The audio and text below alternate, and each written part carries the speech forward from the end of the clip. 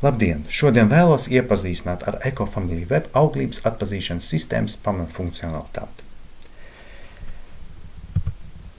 Ienākot sistēmā, jāuzrāda e-pasts un parole. Spiežam pieslēgties. Protams, jūs varat arī ienākt ar sociālo tīklu pasēm.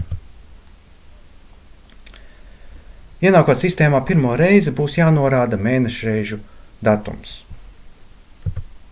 To izvēlamies, attiecīgi ievadam. Ja jūs zināt arī iepriekšējos, tad tos varēsiet norādīt vēlāk. To ir vērts darīt, jo sistēma ātrāk varēs sākt dot precīzākus novērtējumus. Ja šos datumus neatceraties, tad varat ievadīt īsāko cikla garumu pēdējā pusgada laikā. Arī tās palīdzēs sistēmai ātrāk sākt dot pareizos novērtējumus. Kas ir redzams galvenajā ekrānā? Galvenajā ekrānā ir izvēle, kur ir dažādi raksti, kur ir konsultantu saraksts. Lapas augšējā labajā stūrī ir piekļuve profilam. Tur jūs varat nomainīt gan savu bildi, gan ievadīt telefonu, gan ievadīt, piemēram, e-pastu. Tālāk ir jūsu izvēlētais tarifs, jūsu izvēlētais konsultants, seko dienas analīze, blakus ir statistika.